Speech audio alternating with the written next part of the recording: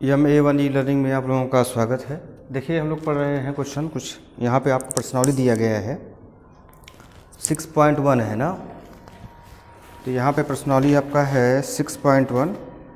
Oculus के अनुप्रयोग में हम लोग पढ़ रहे थे। तो ऑकलस के अनुप्रयोग में आपका पहला चैप्टर इसमें दिया गया है 6.1 का है, ठीक ना।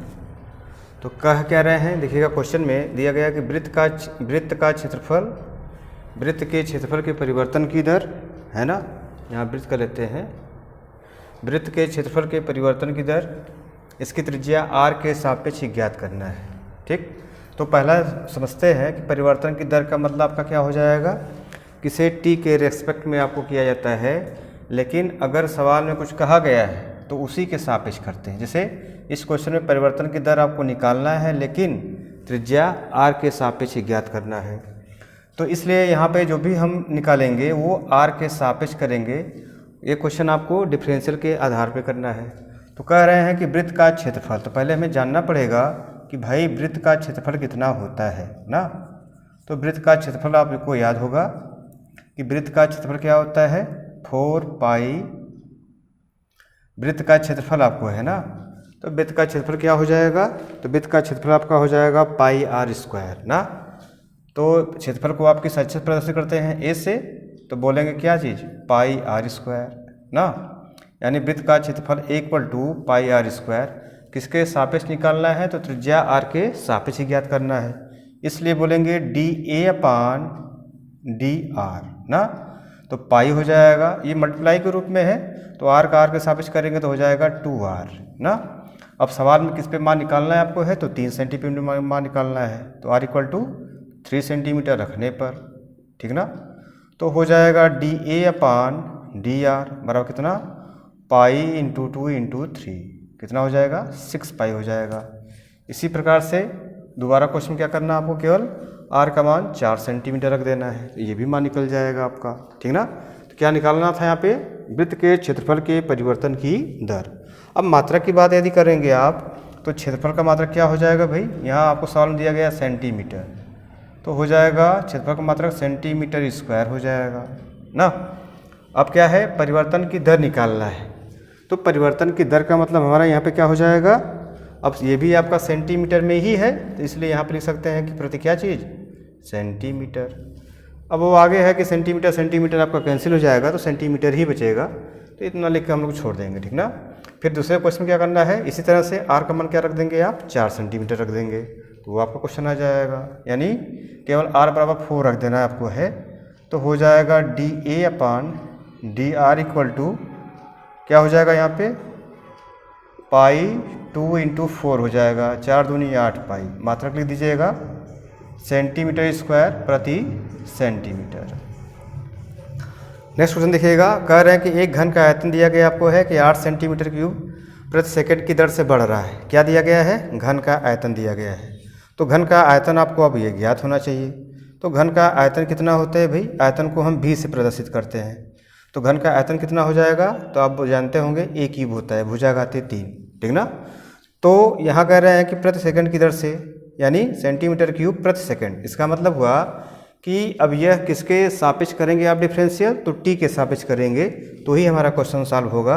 तो बोलेंगे dv अपान dt, कितना हो जाएगा 3 आगे आएगा, इसमें से आपका 1 घट जाता है।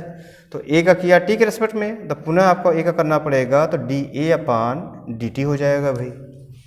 अब क्या कह रहे हैं, किस दर से बढ़ेगा, पृष्ठ क्षेत्रफल किस दर से बढ़ रहा है। तो पृष्ठ क्षेत्रफल के बारे में पूछा जा रहा है कि यह किस दर से बढ़ेगा। तो पृष्ठ क्षेत्रफल का मतलब हम लोग जानते हैं, और यहाँ पे आपको दिया गया है कि किनारे की लंबाई कितना है 12 सेंटीमीटर, अर्थात a बराबर आपका 12 सेंटीमीटर है, ठीक ना। तो इस प्रकार से dv अपान dt का मान निकाल लेते हैं। dv अपान dt का मान ये हो जाएगा आपका, कह रहा है कि घन का आयतन, तो ये हो जाएगा आयतन का मात्रक सेंटीमीटर क्यूब और t का मात्रक सेकंड, मतलब इसका ये मान दिया गया है dv अपान dt। दिख रहा है ना किस दर से बढ़ रहा है, यानी ये आपको दिया गया है dv अपान dt का मान दिया गया है। तो हो जाएगा 8, 3 मल्टीप्लाई a का मान हमने आपको बताया 12 स्क्वायर, तो dA अपान dt ना।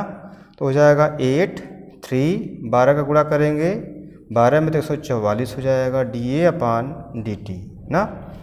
अब यहाँ पे आप इसको छोटा कर सकते हैं कि 8/3 मल्टीप्लाई 144 144 हो जाएगा भाई dA/dt ना।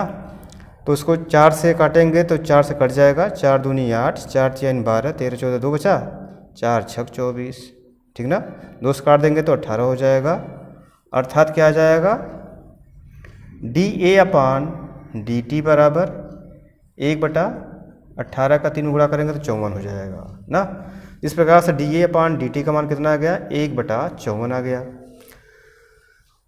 तो यहाँ पे हो जाएगा सेंटीमीटर प्रति सेकंड हो जाएगा। अब पूछा क्या गया है पृष्ठ क्षेत्रफल। तो आपको पता होना चाहिए कि घन का पृष्ठ क्षेत्रफल यानी S बराबर क्या होता है, तो आप बताएंगे 6a² होता है। कितना होता है 6a² होता है। यहाँ पे हमसे पूछ रहा है तो हो जाएगा, इसमें भी पूछा गया किस दर से बढ़ेगा। तो किस दर का मतलब क्या हुआ t के रेस्पेक्ट में आप डिफरेंशियल करेंगे तो ds/dt बराबर ये आपका हो जाएगा 6 दूनी 12 a, फिर a का करेंगे 1 t के रेस्पेक्ट में dA/dt हो जाएगा। अब देखिएगा यहाँ समीकरण 1 कह सकते हैं आप, तो यहाँ कह देंगे आप कि समीकरण 1 से मान रखने पर, है ना। तो a का मान आपको पता है कि 12 गुणे आपका 12 हो जाएगा, dA/dt का मान 1/54, ठीक है। छोटा कर सकते हैं आप, 3 से काट दीजिएगा, 3 चौक के 12, 3 एकम 3, 2 बचा, 3 अट्ठे 24, फिर काट सकते हैं 2 से, 2 दूनी 4, 2 9 18, 3 त्रिका 9, 3 चौक के 12, तो कितना हो जाएगा 4 दूनी 8/3, है ना। मात्रक क्या हो जाएगा इसका, ये क्षेत्रफल आपका है।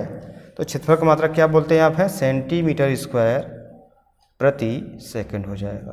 तो कितना हो जाएगा 8/3 सेंटीमीटर स्क्वायर प्रति सेकंड हो जाएगा। इस प्रकार से ये क्वेश्चन आपका सॉल्व हो जाएगा भाई।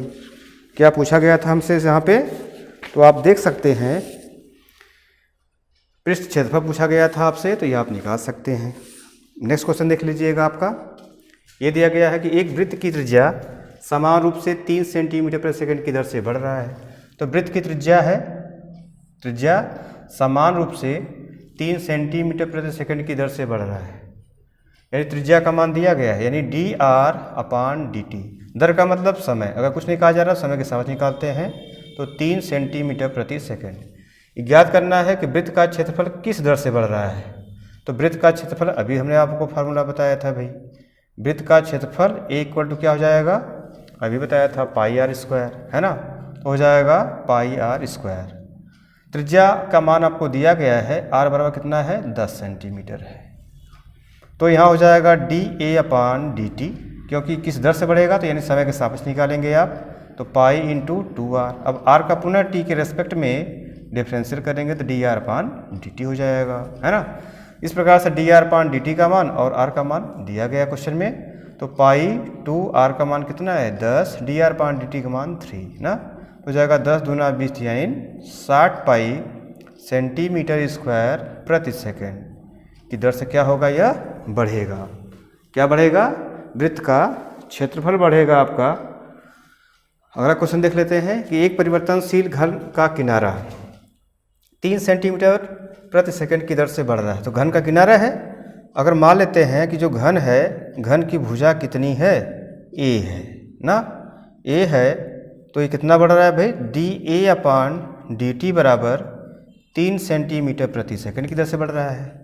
कह रहे हैं कि घन का आयतन किस दर से बढ़ रहा है। तो घन का आयतन मतलब आपको क्या पूछ रहा है dV/dt पूछा जा रहा है ना।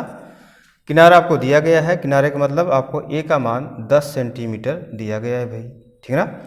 तो हमसे पूछ रहा है क्या घन का आयतन। तो जानते हैं हम कि घन का आयतन बराबर, आयतन को आप 20 प्रदर्शित करेंगे, घन का आयतन कितना हो जाएगा a³ हो जाएगा। अभी हमने फार्मूला आपको बताया भी था कि घन का आयतन कितना हो जाएगा a³। तो इसको t के रेस्पेक्ट में आप डिफरेंशियल करेंगे, क्योंकि t के सापेक्ष ही पूछा जा रहा है, किस दर से, यानी समय के सापेक्ष। तो 3a² हो जाएगा, फिर a का करेंगे t के रेस्पेक्ट में, तो dA/dt मान आपको सब कुछ दिया गया है भाई। a का मान कितना दिया गया क्वेश्चन में, किनारे की लंबाई कितनी है 10 सेंटीमीटर है। a का मान आपको सवाल में दिया गया है, a बराबर कितना यहाँ पे है 10 सेंटीमीटर है। तो रख देंगे 10 का स्क्वायर dA/dt हमने आपको पहले ही बताया था, इसका मान कितना है तो 3 सेंटीमीटर प्रति सेकंड है। तो बोलेंगे आप मल्टीप्लाई 6, तो हो जाएगा 10 का करेंगे तो 100 हो जाएगा, और आपका करेंगे 100 छत्रिक 18, मल्टीप्लाई कर देंगे तो 1800 क्या मात्रक हो जाएगा आपका, आयतन है, तो आयतन का मात्रक क्या बोलते हैं आप, सेंटीमीटर क्यूब प्रति सेकंड। इस प्रकार से इनका जवाब कितना हो जाएगा, 1800 सेंटीमीटर क्यूब प्रति सेकंड हो जाएगा। गुणा देख लेते हैं कहीं गड़बड़ कर दिया क्या। हाँ, dA/dt जो हमने मान रखा हुआ यहाँ पे, यहाँ 3 ही दिया गया है आपके सवाल में, है ना, तो यहाँ पे 6 रखा गया है, तो यहाँ पे 3 ही कर लेंगे भाई, ठीक ना। 3 करेंगे तो कितना हो जाएगा, 3 त्रिक का 9, अब मल्टीप्लाई करेंगे तो आधा हो जाएगा, अर्थात 900 सेंटीमीटर क्यूब प्रति सेकंड हो जाएगा। तो इतना क्वेश्चन करिएगा, फिर मिलते हैं नेक्स्ट वीडियो में। धन्यवाद।